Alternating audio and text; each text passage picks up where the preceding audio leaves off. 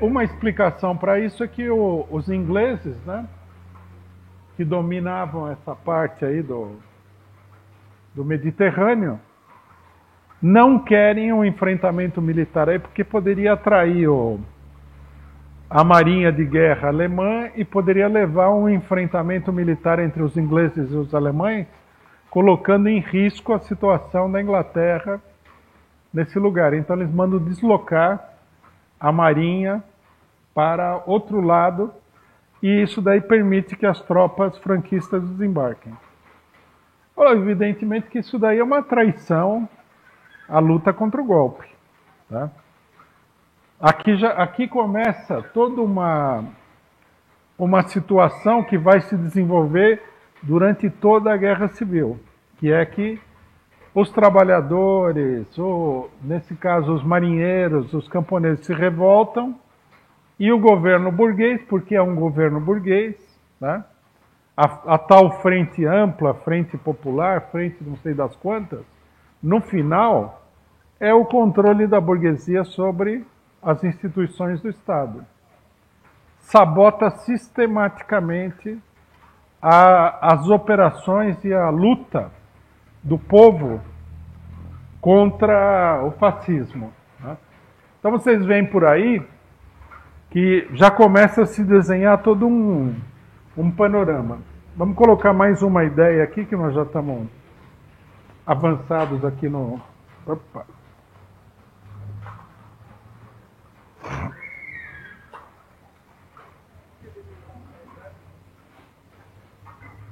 Uma ideia-chave do problema da Guerra Civil Espanhola é a seguinte: quando o golpe militar é deflagrado e a classe operária se levanta, o Estado burguês ele se transforma numa coisa fantasmagórica. Não existe mais o Estado burguês enquanto tal. Os operários eles não simplesmente se insurgem contra os golpistas. Eles tomam conta das cidades. Em Barcelona vive uma situação que é uma típica situação revolucionária.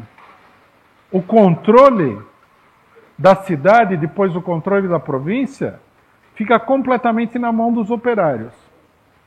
Porque o Estado burguês, o que é? O que é o Estado burguês? É uma burocracia cujo alicerce fundamental são as forças repressivas, as forças armadas e a polícia. Não adianta nada você ter um funcionário público lá para tomar decisões se não tiver um milico que faz o pessoal cumprir a decisão, é ou não é? E os militares, eles passam para o lado do golpe. A polícia, uma parte passa para o lado do golpe, e outra parte é escorraçada das ruas pelos trabalhadores armados. As milícias dos trabalhadores se armam aí com armas pesadas e controlam a situação completamente. A cidade de Barcelona, por exemplo, ela é toda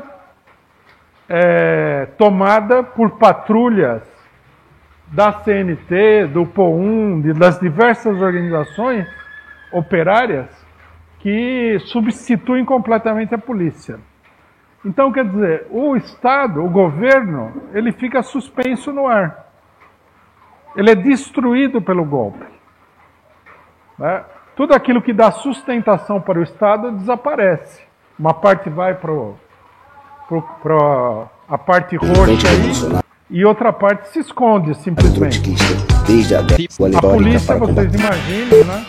A polícia é odiada pelos trabalhadores. Isso daí no Brasil tá claro isso daí. Você vê lá os coxinhas tirando foto com a polícia militar. Tá? Só quem gosta de polícia é a Luciana Genro, né? Alguns setores de esquerda aí totalmente sem eira nem beira, mas de um modo geral o trabalhador não gosta de polícia.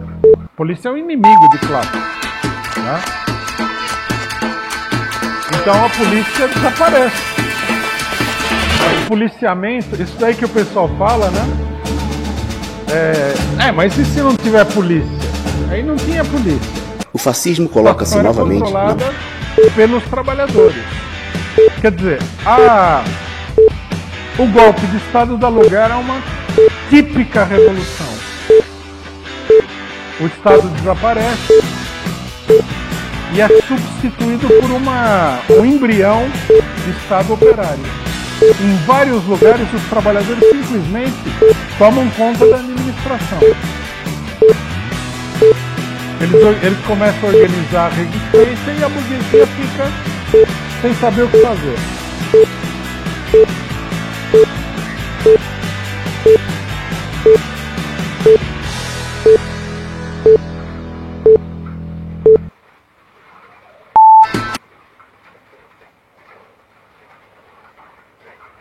Bom, nessas condições, vocês imaginem o seguinte, né? Os trabalhadores, nessa situação, estão com a faca e o queijo na mão. O golpe fracassou. Na maior parte do país, o golpe fracassou. Os trabalhadores estão controlando o país. Há uma situação, a parte republicana é tomada pela revolução, pela mobilização revolucionária das massas. O controle está com as direções operárias. Tá? Então, quer dizer, a grande pergunta é por que os trabalhadores não tomaram o poder e estabeleceram na Espanha, né, um governo de tipo soviético, um governo operário, a ditadura do proletariado. É isso que nós vamos ver amanhã, que já está dando o nosso horário aqui, analisando a conduta da Frente Popular no marco da Revolução. Encerramos por hoje, companheiros? Vamos guardar as perguntas para amanhã também?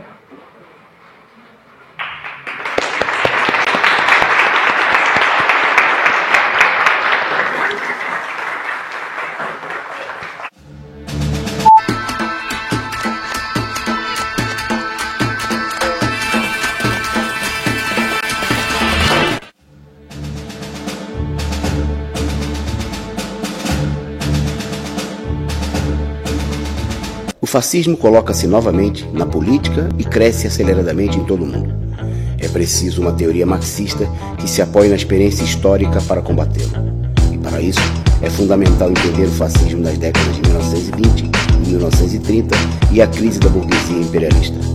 Na primeira parte deste curso, realizada no início de 2019, foram estudados principalmente o fascismo italiano e o alemão.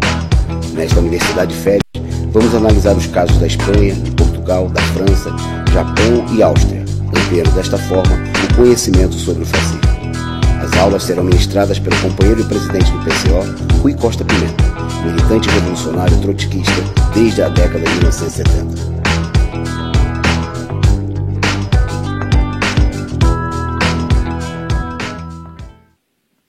Olá, companheiros, boa tarde. Começando mais essa aula aqui do curso Fascismo, o que é e como combatê-lo, parte 2, da 45ª Universidade de Férias do PCO. Essa é a última aula do curso, nós vamos continuar aí com o tema da Espanha. Então aproveite e mande suas perguntas aí, participe dessa última aula da 45ª Universidade de Férias do PCO e da Aliança da Juventude Revolucionária, e já se prepare para a próxima, que vai acontecer em julho desse ano. Universidade de Férias, como você sabe, acontecem todo julho e janeiro, né, nas férias, são 2 por ano. Então a gente já convida você também a participar da próxima Universidade de Férias, e assim que a gente tiver maiores informações, o tema do curso, local, a data, a gente vai anunciando na nossa imprensa. Bom, começando então mais essa aula, eu queria convidar você, caso você não tenha assinado ainda o site Universidade Marxista, assine para ter acesso aos materiais do curso. Lá tem verbetes, tem cronologias, textos traduzidos, livros na íntegra, áudio, vídeo,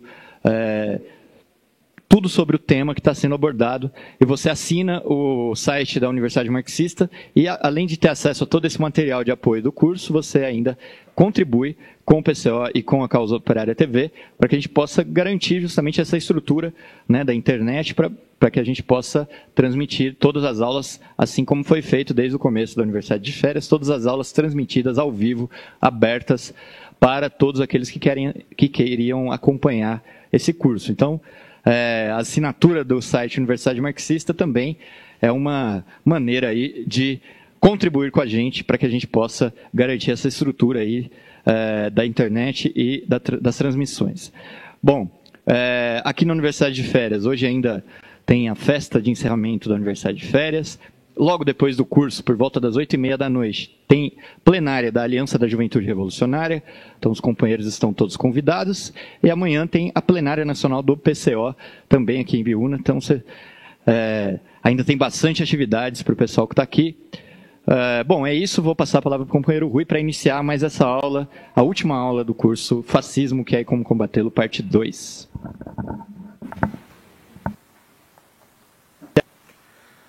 Bom, companheiros, nós tínhamos interrompido aqui a exposição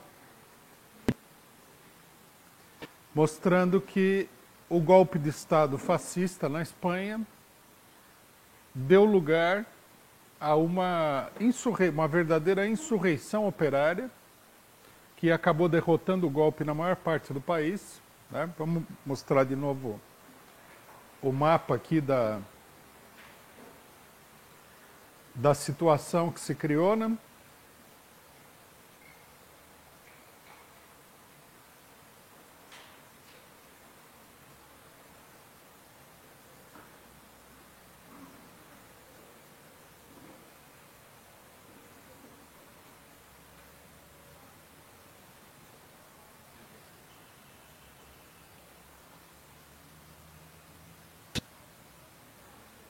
Vocês podem ver aí, né, como nós mostramos ontem, na parte laranja,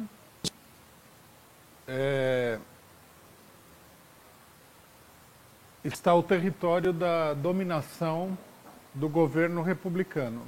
E a parte roxa é o resultado dos marinheiros se rebelaram, fuzilaram os oficiais e colocaram os navios de guerra a serviço da luta contra o golpe e da revolução.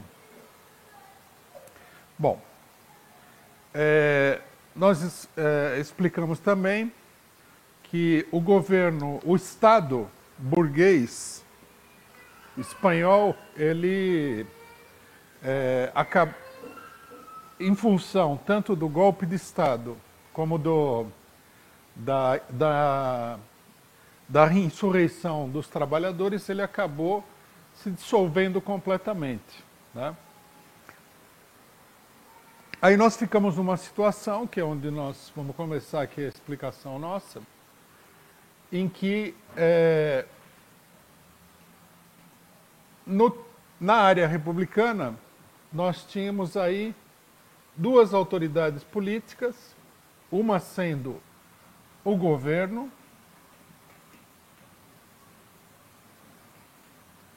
que era um governo burguês,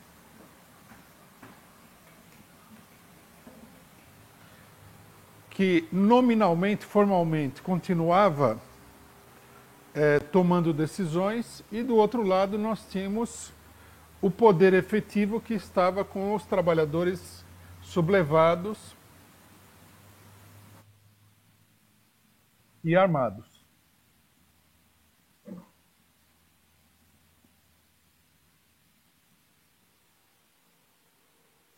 Se a gente reparar bem, nós vamos ver que essa situação é a situação exatamente igual à que se produziu na Rússia depois da Revolução de Fevereiro, né? Aquilo que foi chamado pelos marxistas russos de dualidade de poderes.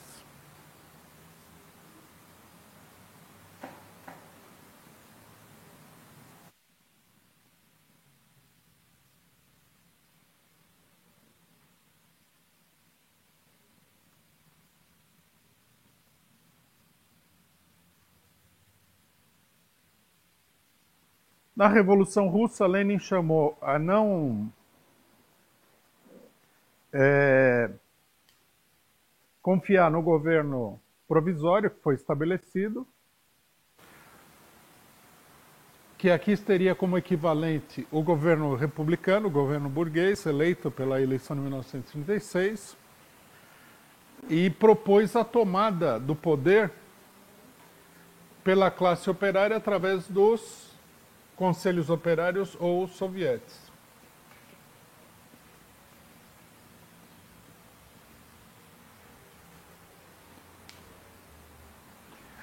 A diferença mais importante entre a situação da Espanha e a situação da Rússia é que na Espanha, nesse momento, ainda não se haviam formado os conselhos operários, os sovietes.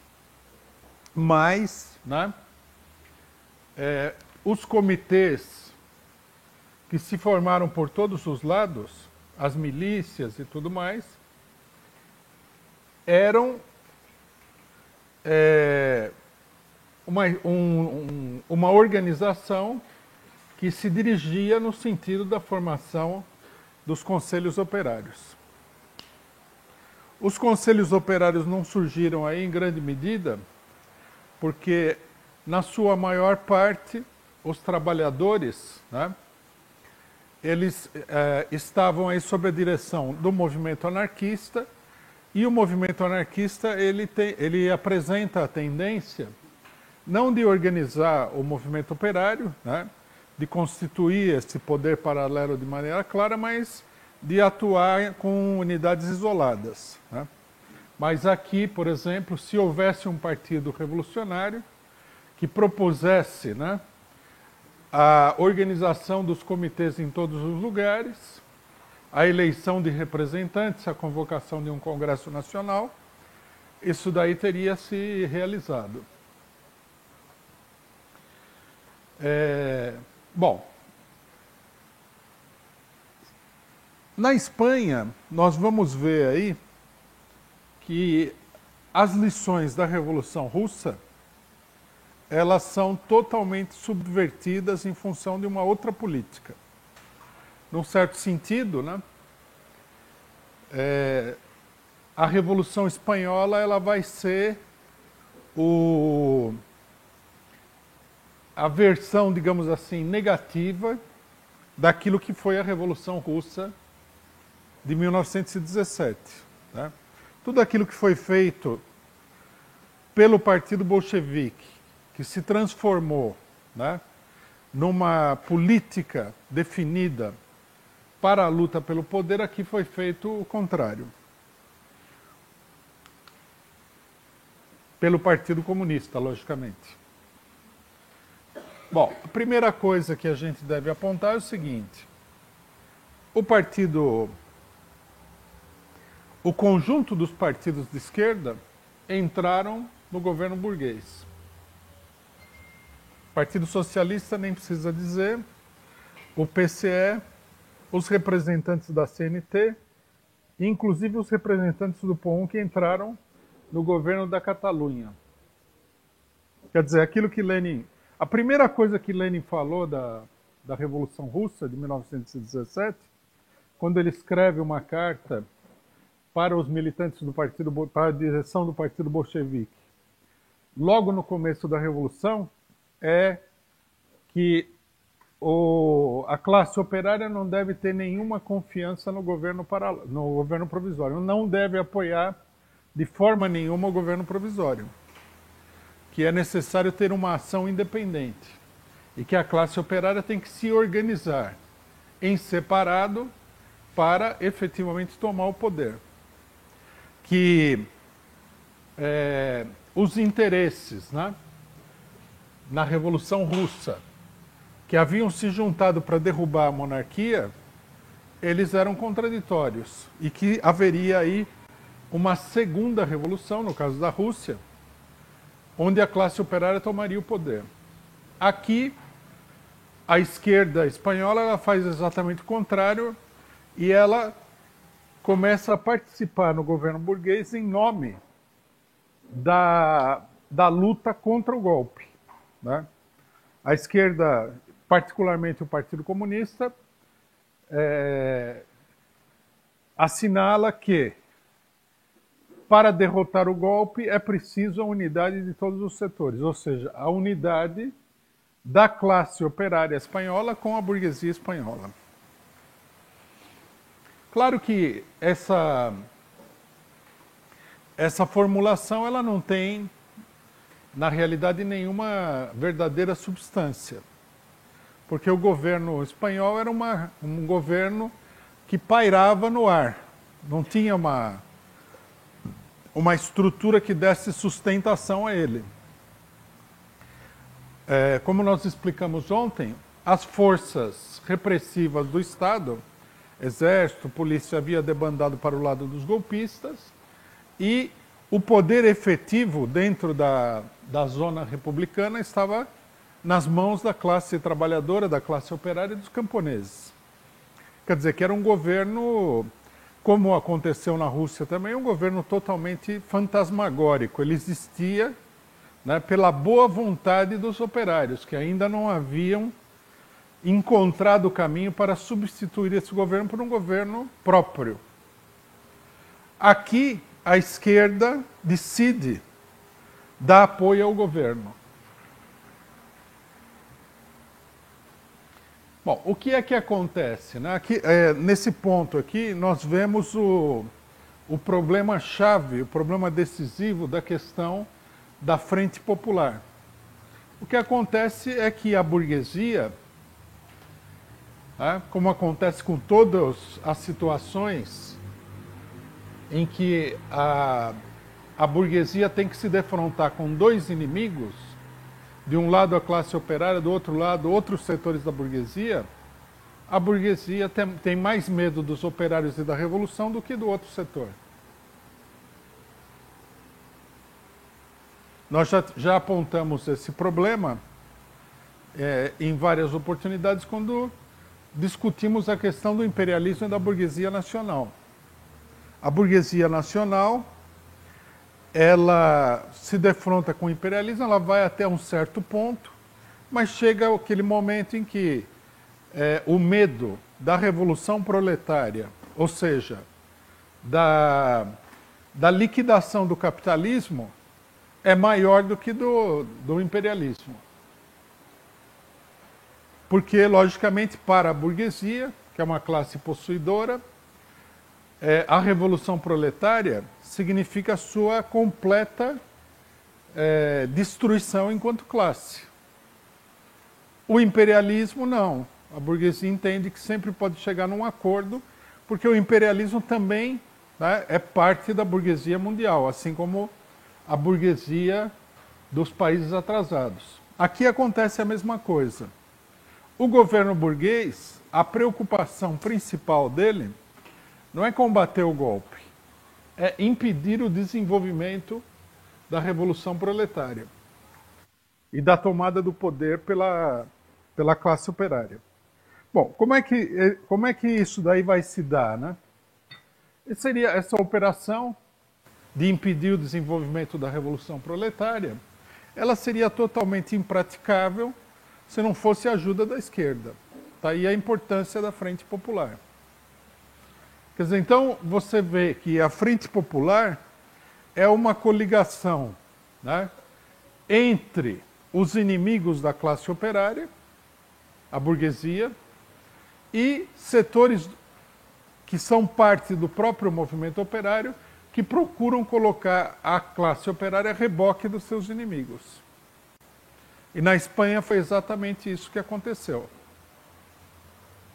Nós temos uma situação em que os operários, ainda sem ter uma visão clara do que está acontecendo, se encaminham para o seu próprio poder político e se veem como obstáculo um governo onde os seus representantes de classe, que são os partidos de esquerda, as centrais sindicais de esquerda, estão participando e dando apoio à burguesia. Né? Essa é a fórmula, digamos assim, clássica da Frente Popular. Se nós formos estudar todos os exemplos, né? Todos os acontecimentos, os episódios políticos de Frente Popular, nós vamos ver que o governo de Frente Popular, que é uma coligação com a burguesia, desarma os operários em prol de uma política de acordo com os seus inimigos e acaba sucumbindo diante da direita, né? Um caso mais recente, mas muito importante, é o caso da Frente Popular chilena, onde aconteceu a mesma coisa. Bom, aqui, né, essa Frente Popular, ela tem um caráter bastante rígido, digamos assim, do ponto de vista da luta contra a classe operária, porque dentro dela está o Partido Comunista, que seria, né, a direção própria do movimento operário. Inclusive, o Partido Comunista está apoiado pela União Soviética. Nós vamos explicar que tem uma situação política em torno desse problema.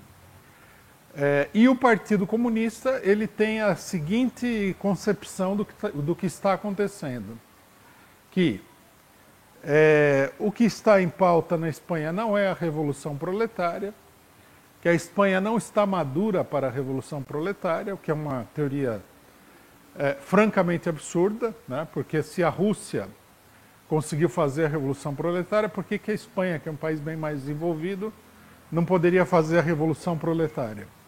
É uma violência contra toda a experiência e todo o ensinamento da Revolução Russa. E que o problema aqui é a defesa da democracia contra o fascismo. Quer dizer, numa situação, né, em que a chamada democracia é uma coisa praticamente inexistente, está personificada num governo que não tem sustentação social e política nenhuma, as organizações operárias que deveriam defender o socialismo transformam a luta entre os trabalhadores e a burguesia, né, entre a luta de classes, numa luta imaginária entre a democracia e o fascismo, que não é efetivamente o que está acontecendo, né? Já nesse momento, a própria guerra civil, ela está condicionada, né,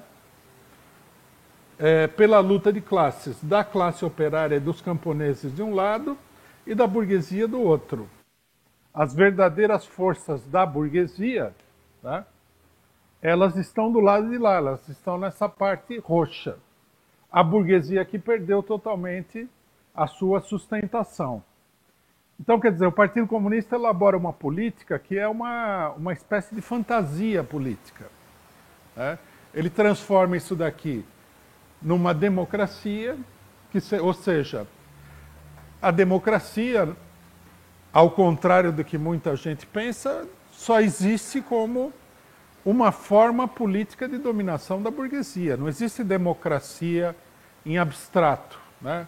Hoje de manhã nós estávamos discutindo esse problema com base na matéria que foi publicada no Intercept, onde aparece uma democracia quase que espiritual. Ela não tem classe social, ela não tem sustentação social nenhuma. Ela é um fenômeno que está praticamente acima da sociedade. Isso é fantasioso, né? A democracia é uma das formas que a própria burguesia utiliza para controlar a classe operária. Quando a democracia não dá conta do recado, a burguesia envereda pelo caminho da ditadura, né? E a ditadura burguesa e a democracia burguesa são dois lados da mesma moeda, ou seja, da dominação social e política da classe burguesa, né? Então, quer dizer, vejam bem, né, para a gente entender bem, você colocar aqui a luta entre esse setor dominado pela classe operária revolucionária e esse setor dominado pelos fascistas, é uma luta entre a democracia e a ditadura, é transformar tudo isso numa abstração. O que nós temos aqui não é uma luta por coisas abstratas, mas é uma luta de classes. De um lado está a burguesia, que nesse momento só tem como um recurso fundamental, né, o fascismo, e do lado de cá está a classe operária que luta contra a burguesia e, portanto, contra o fascismo. Tá? Essa é a verdadeira definição das forças em combate. A formulação do Partido Comunista é uma formulação que induz a confusão e, pior, induz a classe operária a ficar a reboque da burguesia, porque se você fala que a questão é a democracia, você logicamente está excluindo a possibilidade da tomada do poder pela classe operária e o socialismo. Você vai procurar que a classe operária se mantenha nos limites da propriedade privada, né? E dê sustentação a um governo que era um governo praticamente inexistente, que era o governo burguês.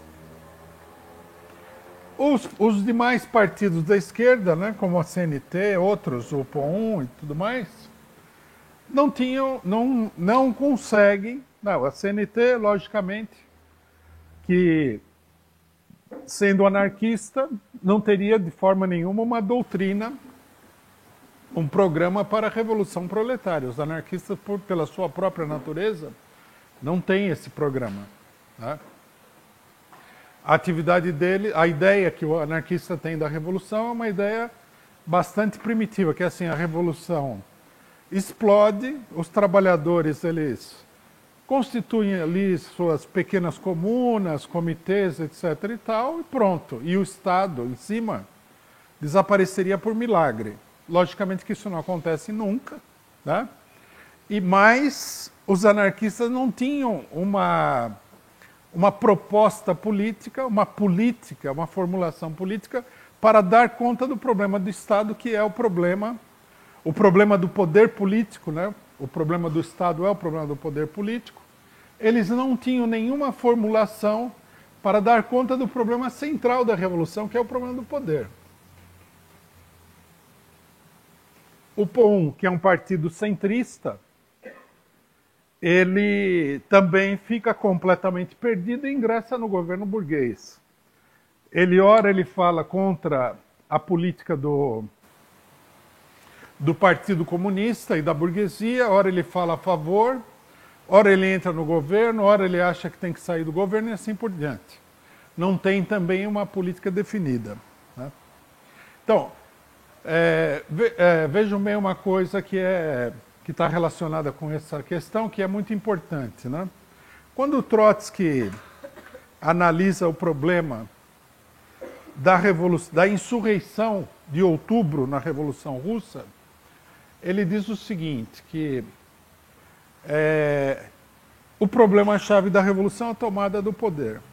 Que no momento em que se dá a insurreição de outubro, quer dizer que os trabalhadores de armas na mão tomam o poder da burguesia, a situação existente era a seguinte: os trabalhadores têm nas mãos praticamente todas as condições e todas as premissas do poder político.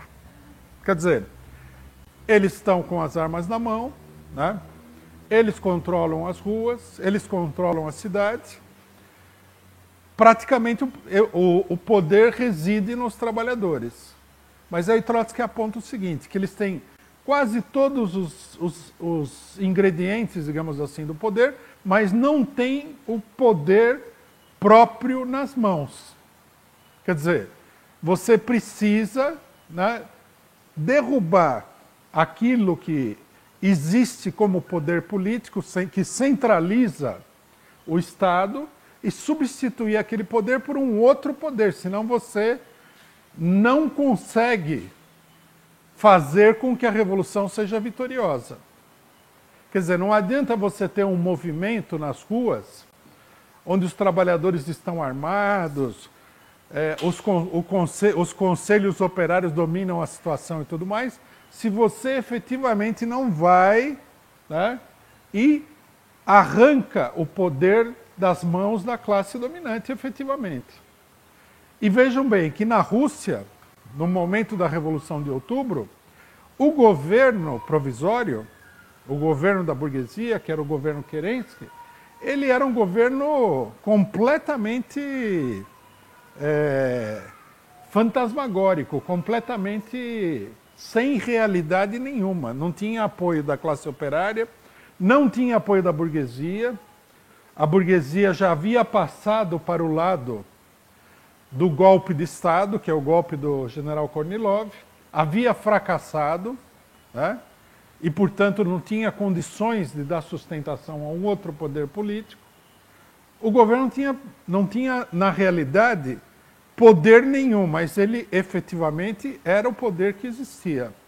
Isso é uma questão muito importante quando a gente fala de uma revolução, porque muitas pessoas não entendem isso e muita gente é contra essa ideia, né? Eu já ouvi dentro do PT, na esquerda, a ideia absurda, né, de que o poder não se toma, você não pode tomar o poder. Né? O poder não é um lugar que você ocupa, um edifício que você toma, etc. e tal.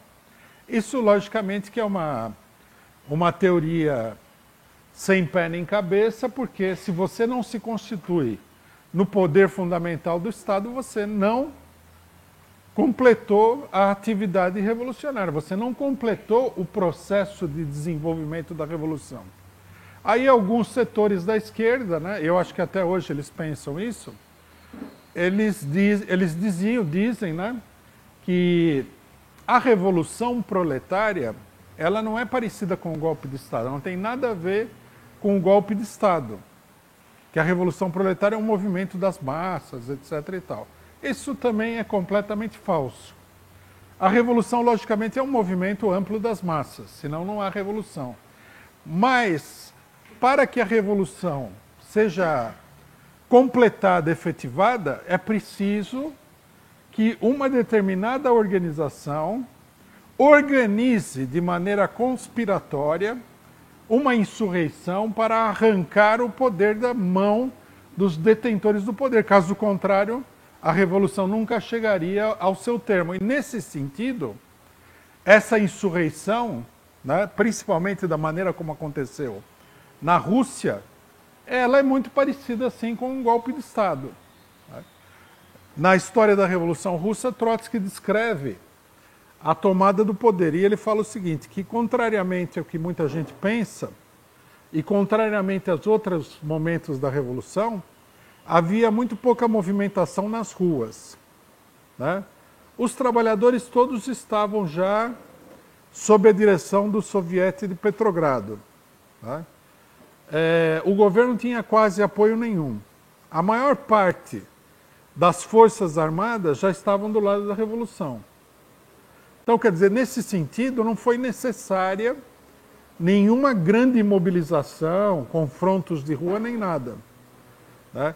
O que o Partido Bolchevique fez em outubro foi tomar aqueles últimos redutos que resistiam ao poder operário e, particularmente, o próprio governo. Né? Por isso que a insurreição de outubro, embora ela não se limitasse a isso, ela fica simbolizada pela tomada do Palácio de Inverno, que é a tomada do Palácio do Governo. Né? Houve alguns combates aí em alguns edifícios públicos, né, com alguns oficiais das Forças Armadas que não haviam se passado para o lado da Revolução, mas eram minoria. Né? Aí houve algum combate, mas os combates e os enfrentamentos, eles foram pequenos.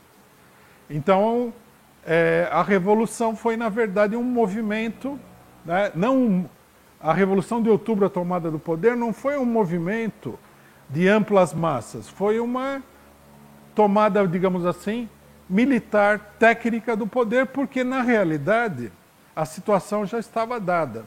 Os trabalhadores apoiavam aquilo, né, e alguém precisaria ir e tomar o poder. Essa é uma questão muito importante, né, porque todo mundo é a favor da revolução. Todo mundo. Há todo um setor da esquerda que é a favor da revolução. Não, eu sou a favor da revolução e tal. Mas quando chega o momento, né, de você ir lá e tomar o poder pela força, dessa maneira, a maior parte dos revolucionários, dos ditos revolucionários, recua diante dessa tarefa. Uma boa parte nem vê, né, nem coloca essa tarefa, porque não se coloca o problema de construir um partido revolucionário. E sem um partido revolucionário, a execução dessa tarefa fundamental, digamos assim, desse arremate da revolução, que é a insurreição e a tomada do poder, não é possível de ser executada. Como é que isso aí vai ser executado, né, sem uma organização muito disciplinada, centralizada, com uma orientação política muito clara, que seja capaz de realizar isso no momento certo, né? Se você não faz isso daí, a revolução ela acaba se perdendo, né? E é um momento decisivo, né? Na própria Revolução Russa, o partido teve uma crise diante da revolução, teve que expulsar membros da direção do partido, houve toda uma discussão. Lenin insistia na execução da insurreição, enquanto que o Comitê Central do Partido Bolchevique vacilava, finalmente se unificaram e tomaram o poder. Houve uma discussão de que a insurreição deveria ser aprovada no Soviet, e Lenin se colocou contra, falou, não, nós temos que tomar o poder e ir para o Soviet e falar, tomamos o poder, aqui está, o poder é de vocês e tal, e aí todo mundo vai aprovar. Se a gente abrir uma discussão, nós vamos perder a oportunidade da tomada do poder. Então, quer dizer, você precisa ter, né, uma organização centralizada para tomar o poder. É uma questão essencial no que diz respeito à Revolução Proletária. Bom, aqui os partidos de esquerda, logo de cara, descartaram completamente o problema da derrubada do governo burguês, que já não tinha sustentação nenhuma, e da tomada do poder pela classe operária em qualquer sentido da palavra que a gente possa imaginar, né? Eles, os setores que não eram os mais direitistas, como o Partido Comunista, eles impulsionavam esse movimento revolucionário, eles apoiavam esse movimento revolucionário, mas toda vez que esse movimento se aproximava de derrubar a burguesia, eles se colocavam numa posição de frear o desenvolvimento disso daí, né? Toda a primeira etapa da Revolução, ela é dominada por isso, né? Nós temos aí uma situação revolucionária e os governos burgueses muito enfraquecidos manobram com as massas para ver se eles conseguem reverter a situação revolucionária. Bom, vamos dar uma paradinha aqui nesse panorama e colocar um outro problema que aparece aí, que tem a ver com toda a luta política que se trava dentro da Espanha, que é o seguinte.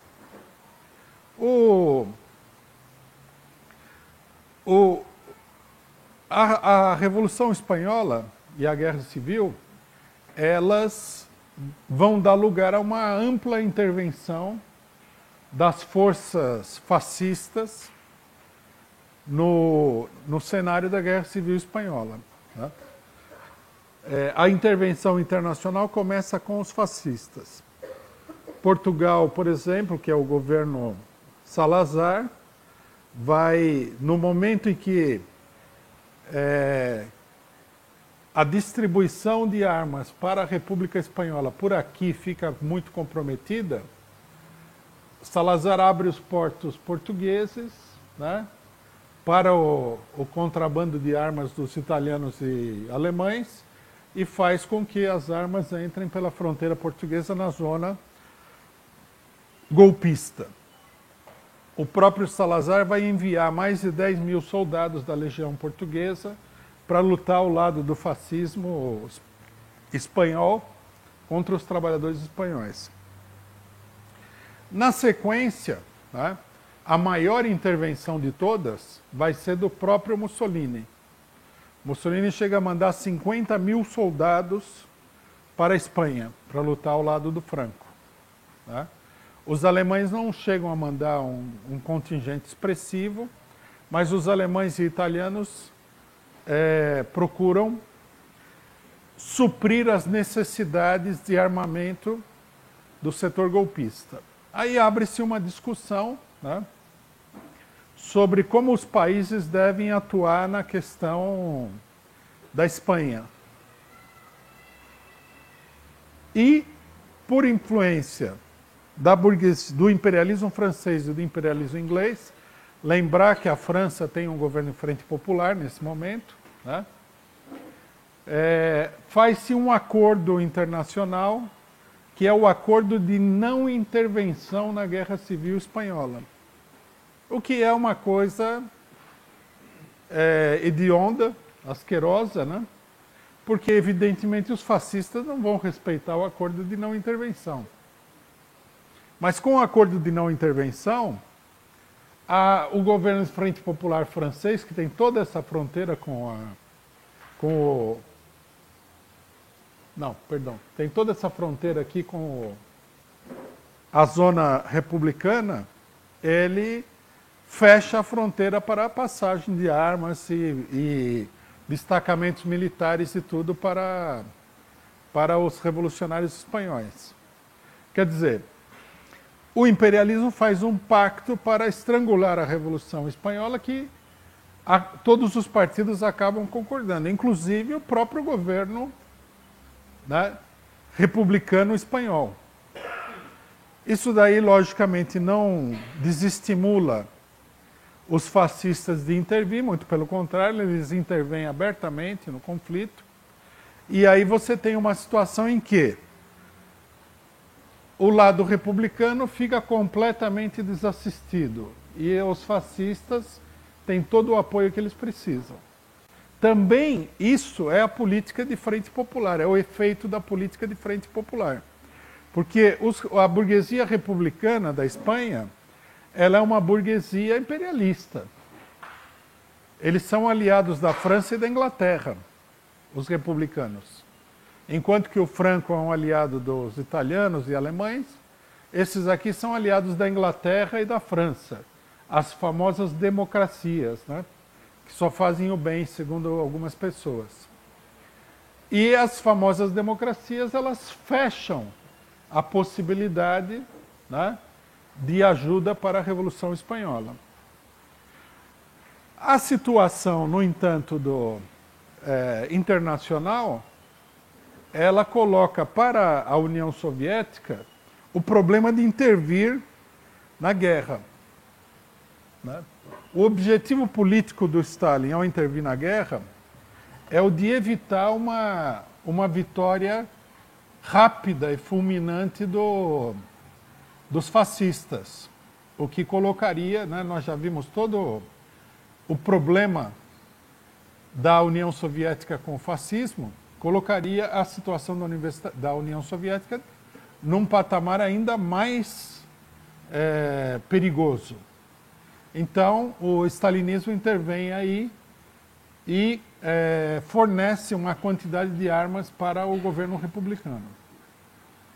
Essa ajuda, né, da União Soviética aos republicanos, ela é usada muitas vezes, era usada no passado pelos velhos stalinistas, né, que agora não existem mais, a maioria deles passou abertamente para o lado da burguesia, mas ela era usada pelos velhos stalinistas para dizer que a União Soviética tinha dado um apoio decisivo, né, na Guerra Civil Espanhola. Isso aí não é fato.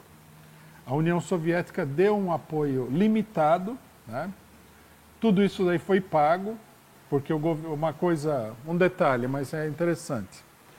O governo republicano, ele ficou com ele as reservas de metal precioso da Espanha, principalmente ouro.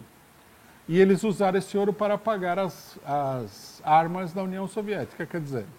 Então, ajuda paga em ouro, né? E uma ajuda também limitada, não foi uma ajuda ilimitada.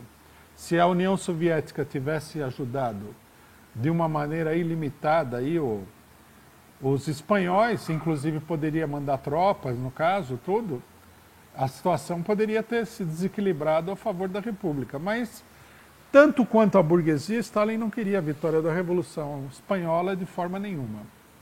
E essa ajuda, né, ela vai ser um ponto fundamental para o desenvolvimento da política de frente popular na Espanha. Porque o Partido Comunista, né, sendo representante do único país que estaria ajudando os revolucionários espanhóis, tem uma grande influência nos rumos do governo, né, e vai determinar em várias oportunidades qual é a política que deve ser seguida. E o Partido Comunista, nesse caso, já não é que ele vai se submeter à burguesia por conveniências táticas, ele vai atuar de uma maneira muito clara, muito organizada, contra o desenvolvimento da Revolução do lado espanhol, né? A palavra de ordem do Partido Comunista é a seguinte: primeiro vencer a guerra, depois a Revolução. O que, logicamente, era uma palavra de ordem que causava uma imensa confusão. Parece até uma coisa lógica, né? Você fala, bom, vamos primeiro resolver o problema da guerra, depois a gente resolve o problema da Revolução. Não vamos colocar a Revolução agora, que vai espantar os que não são revolucionários, vai dividir o campo republicano, né? Vamos deixar a Revolução para depois que a gente sair vitoriosos na luta contra o fascismo, etc. e tal. Claro que logo na formulação se percebe que isso daí é uma política para enganar os trabalhadores, né? Se você não vai fazer a Revolução agora, que os trabalhadores estão de armas na mão, por que você faria depois? Se você está protegendo aí os seus supostos aliados da burguesia, por que você deixaria de proteger esses aliados depois? É uma promessa vã, que também não vai se cumprir, porque o lado republicano vai perder a guerra. Mas o Partido Comunista atua de maneira decisiva, né, para transformar, para utilizar a guerra civil contra o desenvolvimento da Revolução Proletária. E isso daí se transforma num dos aspectos decisivos da Guerra Civil Espanhola. Quer dizer, toda a política da burguesia se apoia num partido que tem uma influência bastante grande para conter a situação revolucionária. E, agora, mesmo nessa situação, né, mesmo com todas essas vantagens, não é uma tarefa muito simples de conter a Revolução Espanhola, né? Os trabalhadores estão armados, à medida que se dá o enfrentamento entre os trabalhadores armados e o fascismo, a situação se radicaliza ainda mais, os enfrentamentos se transformam em enfrentamentos cada vez mais radicais, etc. Então, com todo esse esforço, vai demorar de julho de 1936 até maio de 1937 o esforço para reverter a situação revolucionária. Quer dizer, vai demorar aproximadamente um ano. Nesse um ano, né, o Partido Comunista, o Partido Socialista e a burguesia republicana vão procurar manobrar de todas as formas para conter a Revolução, para tentar diminuir o ímpeto da Revolução, diminuir a força que a Revolução apresenta para chegar num ponto em que eles pudessem abertamente quebrar a Revolução. Vamos dar uma primeira rodada de perguntas aí?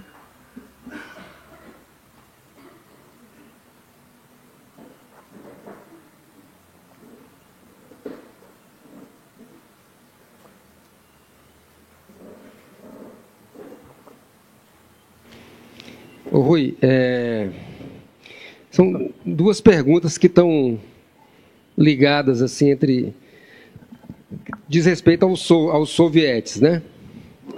Primeiro é o seguinte, o papel dos anarquistas no que diz respeito a impedir um pleno desenvolvimento dos sovietes na Espanha, e isso está ligado eu imagino assim, a ausência do Partido Revolucionário, ou o seu tamanho pequeno.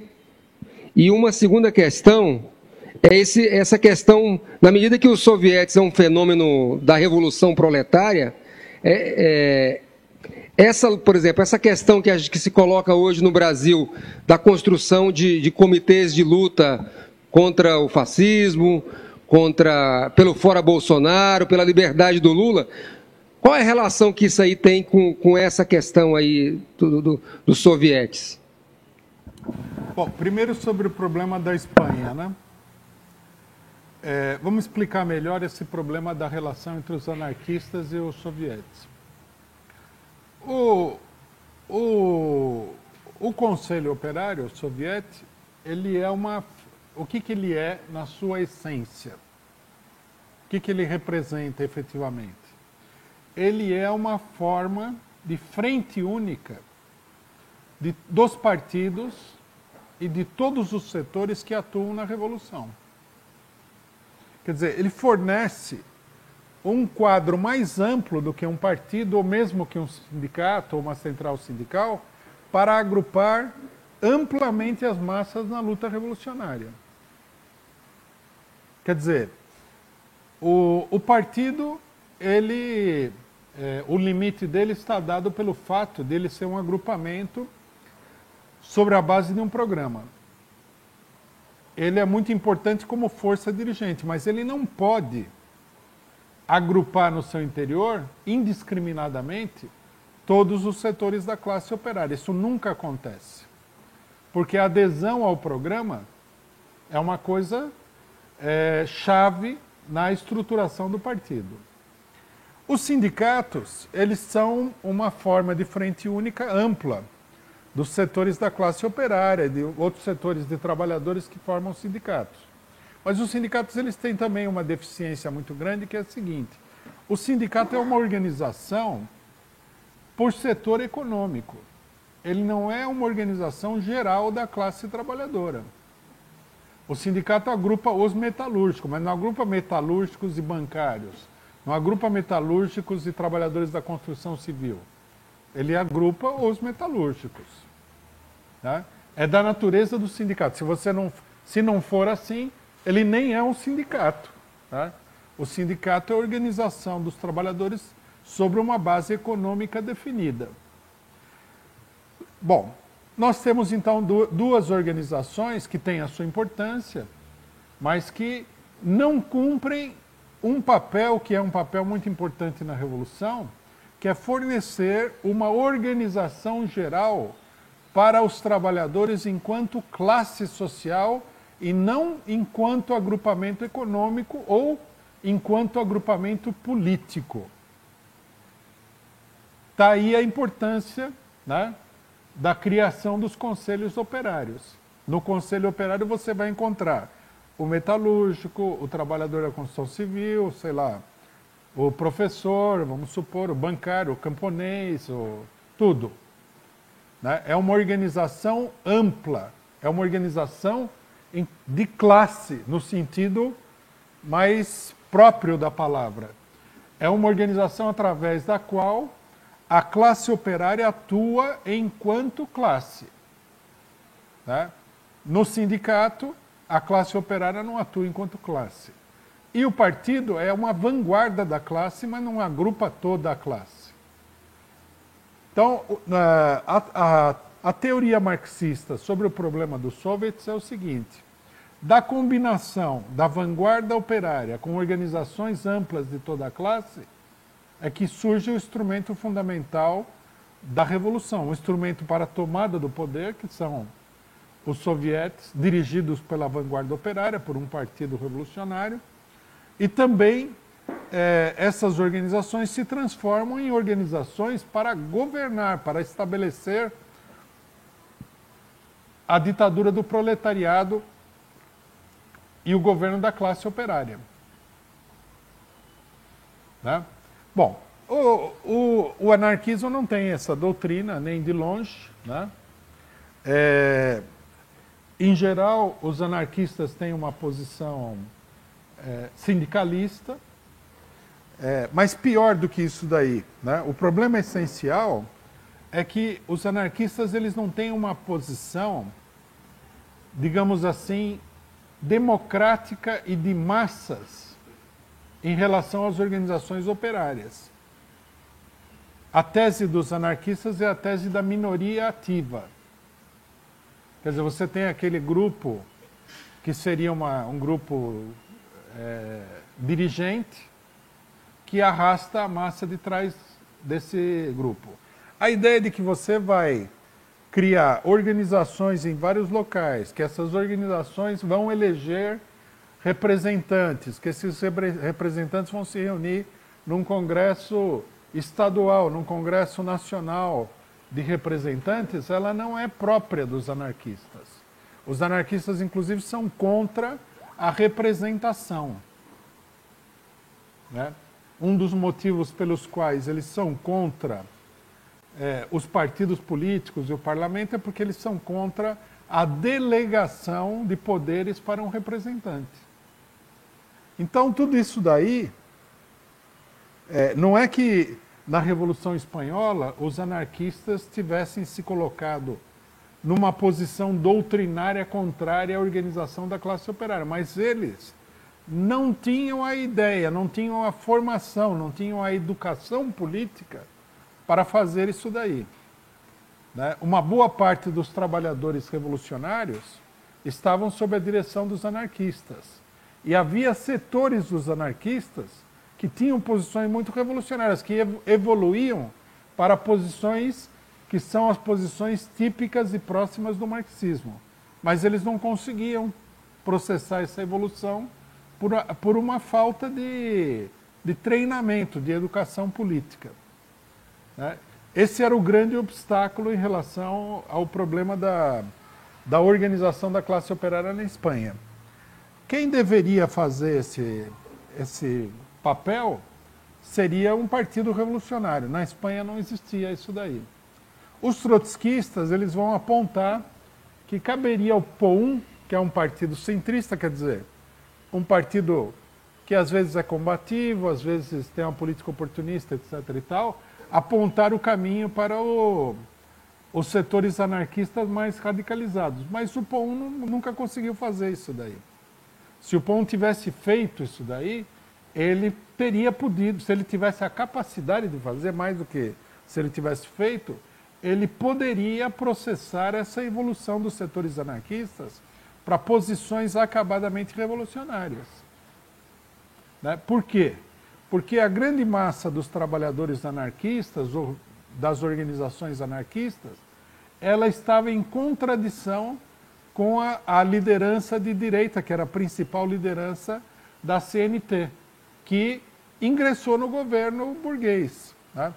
Uma coisa que é muito curiosa na Revolução Espanhola é que, no momento da Revolução, os anarquistas que sempre falaram que não se deveria votar, que não se deveria construir partido, que não se deve apoiar nenhum governo, nem mesmo um governo operário, nem a ditadura do proletariado, porque o governo é ruim pela sua própria natureza, entraram, né, de mala e cuia no governo contra-revolucionário da burguesia, que mostra que essas ficções ideológicas elas não levam para lugar nenhum.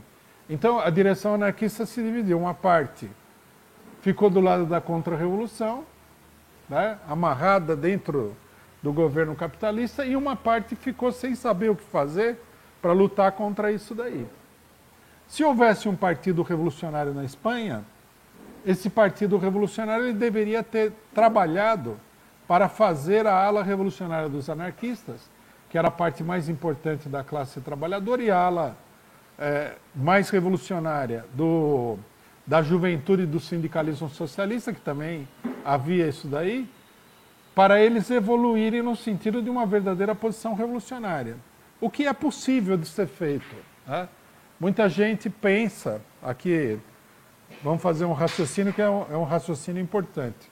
Muita gente pensa o seguinte, que para você fazer alguma coisa, você precisaria ter um grande poder enquanto partido. Tudo bem, né? Logicamente que construir um partido forte é uma tarefa fundamental. Mas um partido revolucionário pequeno, numa determinada situação, ele pode apontar o caminho para outros setores que não são do partido. E na Revolução Espanhola, essa questão se colocou de uma maneira muito contundente. Só que não havia esse setor que, embora pequeno, tivesse uma certa influência, uma capacidade, né, militante de processar esse desenvolvimento. Bom, com relação ao problema do Brasil, a nossa proposta de comitês é assim, da formação de um comitê de luta contra o Bolsonaro até a formação de um soviético, há uma longa distância, né? Não há dúvida nenhuma. No entanto, o comitê, se ele realmente trabalhar para agrupar todos os setores que queiram lutar, né, se ele tiver um caráter verdadeiramente democrático e tudo mais, ele pode sim ser o embrião de uma organização de tipo soviética. Não há dúvida nenhuma. Inclusive, digamos assim, esses comitês, eles são, numa escala reduzida, a mesma coisa que são os soviéticos. Por que você cria um comitê? Né? Por que nós propomos um comitê de luta contra o golpe, contra o Bolsonaro, pela liberdade do Lula, etc. e tal? O comitê é uma forma de você criar um organismo que permita uma ampla participação. Por exemplo, o comitê permite a participação dos partidos. Você forma um comitê numa cidade qualquer aí vamos supor, do estado de São Paulo, Sorocaba. Ali tem PT, ali tem PCdoB. Se o comitê é um comitê democrático, então, sei lá, PT, PCdoB, PCO, PSOL, quem quiser, ou um grupo menorzinho lá, liga não sei das quantas e tal, pode entrar no comitê. Nesse sentido, ele tem um caráter geral. No comitê, você pode ter trabalhadores das diversas categorias profissionais. Né? Ele cumpre esse papel também. Quer dizer, embrionariamente, né, e numa escala muito reduzida, ele cumpre o mesmo papel que cumpre a organização soviética, agrupar todos os setores da classe operária numa frente única de luta. Né? Por isso que nós insistimos também que os comitês, eles sejam comitês de luta, não sejam para ficar discutindo qualquer tipo de coisa, e muito menos comitês para sacramentar a paralisia geral que tem no movimento operário. Né? Nesse sentido, são instrumentos muito importantes de luta. Logicamente que, numa situação que não é uma situação revolucionária, os comitês tendem a ser pequenos, mas isso daí não diminui a importância deles. Né? Nós vemos no Brasil, inclusive, que há uma tendência muito forte à constituição desses comitês. Né? Nós lançamos a ideia de comitês de luta contra o golpe, apareceram muitos comitês, até o próprio PT tomou a iniciativa de formar comitês. Né? Porque eles perceberam que havia toda uma tendência no sentido da formação de comitês. Também muitas pessoas perceberam que era necessário ter um instrumento de ação para todos aqueles que queriam lutar contra o golpe. Vamos ver agora, nessa nova etapa, a campanha pelo Fora Bolsonaro. A ideia geral, né, o propósito geral, seria agrupar todos os setores que queiram lutar nesses comitês. Num dado momento, dependendo da evolução da própria situação política, da luta que está sendo levada e tudo mais, os comitês podem ser organizações muito grandes, eles podem crescer bastante. Né? Eu acho que uma vitória que nós tivemos aqui nos últimos anos é a de difundir, né, a ideia dos comitês. É uma ideia bem popular hoje. Você vê que todo mundo sabe dos comitês, aí as pessoas tomam a iniciativa de formar o comitê. Tudo bem, aí alguém vai objetar. Alguns comitês são muito ineficientes, não fazem nada. Tudo bem, tudo né, é um processo de organização, um processo de evolução. Mas a ideia geral dos comitês é uma ideia muito acertada, muito importante, e pode trazer um grande desenvolvimento a luta dos trabalhadores brasileiros, sem dúvida nenhuma. De ontem, esse PSOE, né, que foi falado ontem, é o que ganhou a eleição agora na Espanha, nessa última vez? É o mesmo partido. Uhum. É o mesmo partido safado daquela época até hoje. E cada ano que passa ele fica mais safado ainda. E foi político daqui lá comemorar que a esquerda ganhou lá. Vai esperando aí. Então, e o que aconteceu com a milícia que correspondia a esse partido? E que eu entendi que a milícia fascista mais poderosa era a Falange. E a da esquerda era a CNT, FAI, ligada ao anarquismo. É isso mesmo? É isso mesmo. Bom, as milícias...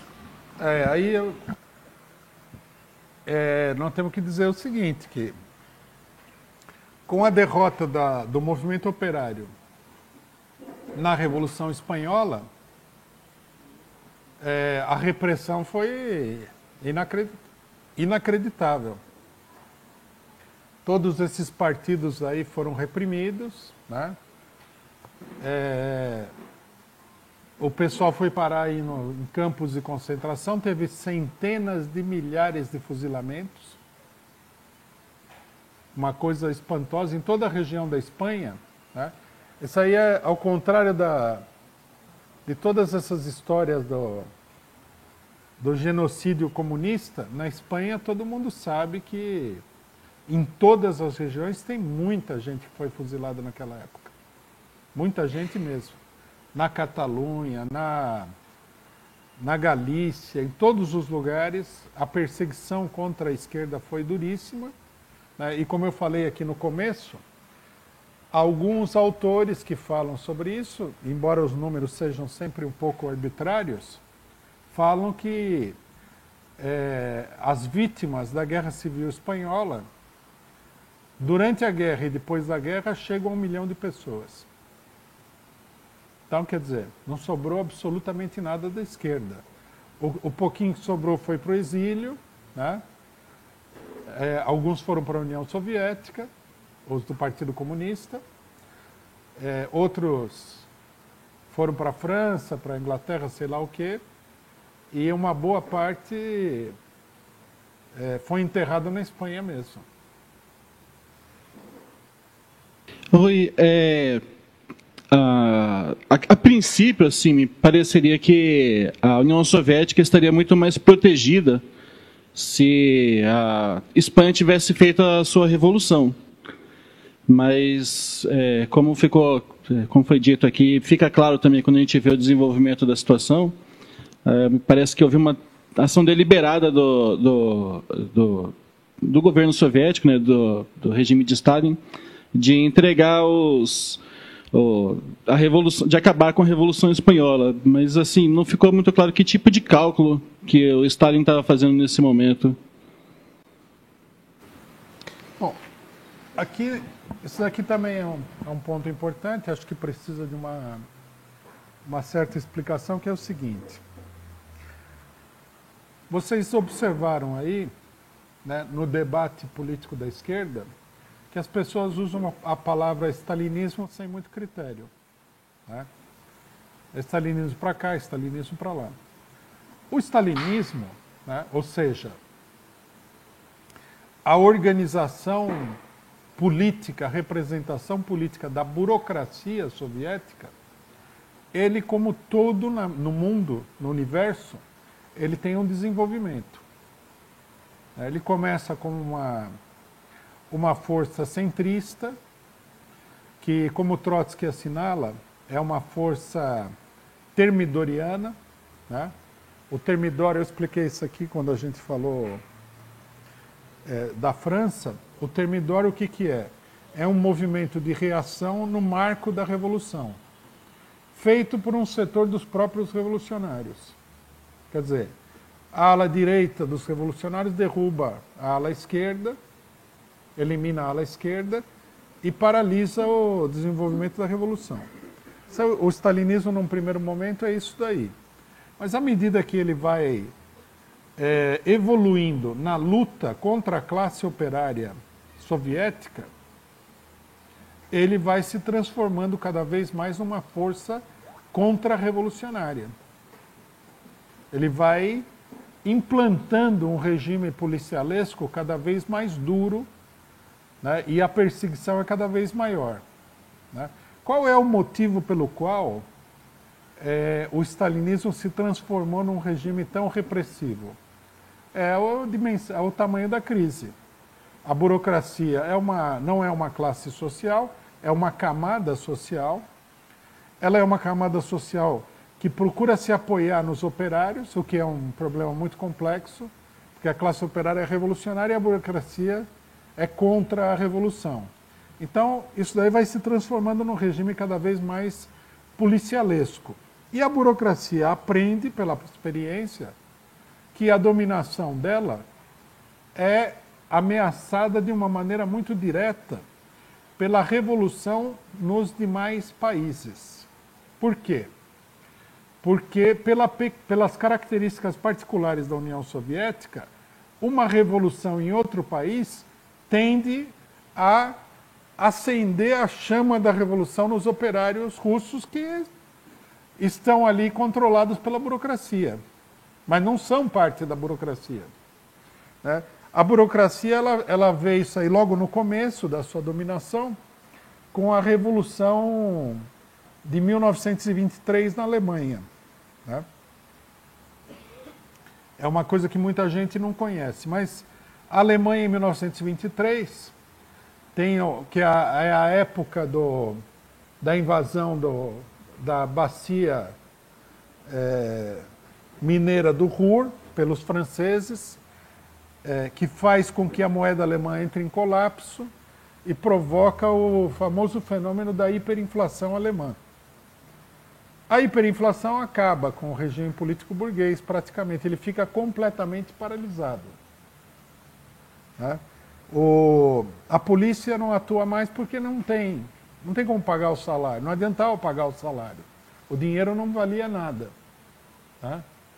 Por exemplo, na época da hiperinflação, muita gente não sabe disso, os salários eram pagos 4 vezes ao dia para os operários. E os operários, eles recebiam o salário, eles corriam no portão da fábrica, davam o salário para a mulher dele, a mulher corria numa mercearia lá, comprava alguma coisa, porque o dinheiro se desvalorizava assim, em poucos minutos ele se desvalorizava. Quando o operário ia receber o dinheiro pela segunda vez, já estava super desvalorizado. Então vocês imaginem como é que a sociedade burguesa pode funcionar nessas condições de hiperinflação. Aí começa um movimento no sentido da tomada do poder na Alemanha pelo Partido Comunista. E esse movimento afeta profundamente a classe operária russa. Começa a haver uma ebulição na Rússia influenciada pela Alemanha. Né? Quer dizer, as tradições revolucionárias levavam a que os operários vissem na revolução num país próximo o seu próprio movimento de classe. Então, a burocracia, que é uma camada muito instável, dominadora, ela tinha mais medo da revolução do que a própria burguesia. Porque a burguesia é uma classe, tem o seu exército e tudo mais, ela pode se confrontar com a classe operária até certo ponto. Mas a burocracia não. A burocracia ela está apoiada na classe operária. Se a classe operária começa a se mexer, o poder da burocracia começa a entrar numa crise extraordinariamente grande. Então, né, à medida que o regime stalinista vai se consolidando como regime repressivo, o stalinismo se transforma numa força muito conscientemente contra-revolucionária fora da Rússia. Por exemplo, a vitória da Revolução Espanhola teria como consequência uma efervescência na União Soviética. Então o stalinismo trabalha contra esse desenvolvimento da revolução em todos os lugares. Isso, se a gente não compreende esse fenômeno, fica difícil de entender. Né? Porque, a princípio, seria mais lógico que o governo soviético fosse a favor de uma revolução que ajudaria a defender o país, né, contra o fascismo do que a favor da derrota da revolução. Mas não era assim, né? Pelo contrário, os russos trabalharam em todos os momentos contra a vitória da revolução em todos os lugares. A política internacional e interna do stalinismo era uma política abertamente contra-revolucionária. Oi. Rui, você tinha falado então que os trabalhadores, né, conseguiram, a primeiro momento, resistir, né, à ofensiva fascista, né? E o que me gerou uma dúvida minha foi por que esses trabalhadores, assim, de uma certa forma, não buscaram o trotskismo, assim, de uma certa forma, né, em busca de uma construção de um partido revolucionário, já que esse governo burguês, né, já não representava eles e, sei lá, os próprios partidos de esquerda também têm essa política confusa. Será que a propaganda dos partidos de esquerda foram tão fortes assim que conseguiram manipular? Nesse sentido, só uma lembrança aqui. Trotsky tem um texto sobre esse tema, falando da Revolução Espanhola, que é muito famoso, que se chama Classe, Partido e Direção, onde ele procura explicar as relações, né, no desenvolvimento da classe com o partido, com a direção política. O problema é o seguinte: as estruturas políticas, elas têm uma história. Elas não surgiram do nada, né? Elas evoluem de acordo com uma série de acontecimentos específicos dentro do país. Quando você se vê diante da Revolução Espanhola, a classe operária tem a sua organização. Boa ou má, essa organização existe. Ela tem as lideranças que ela reconhece como lideranças. Um setor considera que os anarquistas são a liderança correta, um setor segue o Partido Comunista, um outro setor segue o Partido Socialista, e assim por diante. Então, quer dizer, é um processo complexo a evolução política dessas massas. Não se dá do dia para a noite. Você vê, por exemplo, hoje no Brasil, a maior parte da esquerda está agrupada no PT. O pessoal tem grandes ilusões na capacidade política do PT. E as ilusões das pessoas, elas estão muito distantes da realidade daquilo que é o PT. Né?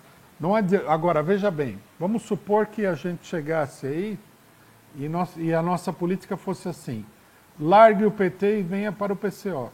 Então, não faz sentido para a pessoa, não é?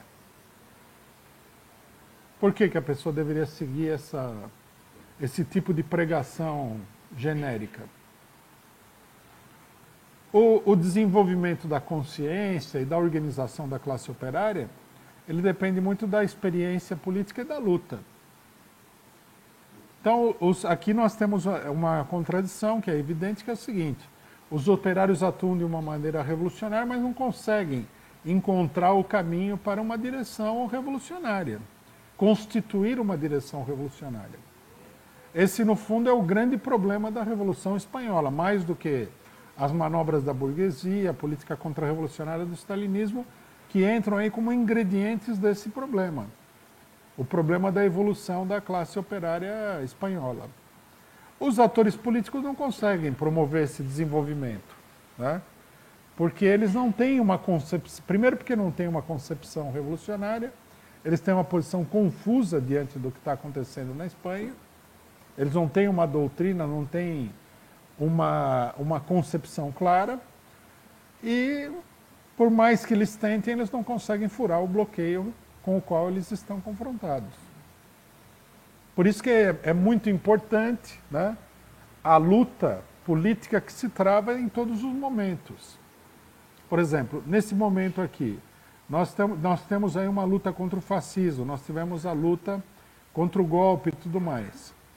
Nessas lutas, vai se preparando e se criando uma direção política. Pelo menos o nosso objetivo é esse daí. É muito difícil que você chegue na hora do vamos ver lá na Revolução e você, do nada, você tire a direção como quem o mágico tira um coelho de dentro da cartola. Isso aí não vai acontecer. A coisa tem que ser preparada. É um processo complexo, né? Bem complexo, inclusive numa série de aspectos. Você precisa formar os militantes, ter quadros, ter uma rotina de trabalho que dê uma sustentação para esse partido, você precisa dominar as diversas áreas da atividade do partido, precisa ter uma imprensa que tenha um alcance, você precisa ter um sistema de arrecadação financeira, você vai precisar ter pessoas treinadas para, eventualmente, uma atividade militar. Quer dizer, toda uma coisa bastante complexa que exige um trabalho sério e relativamente prolongado. Não dá para fazer isso aí de uma hora para outra, do nada, né? Claro que se você tem uma revolução, você tem que tentar fazer alguma coisa, você tem que fazer o melhor possível, mas é muito complicado se não tiver uma preparação anterior.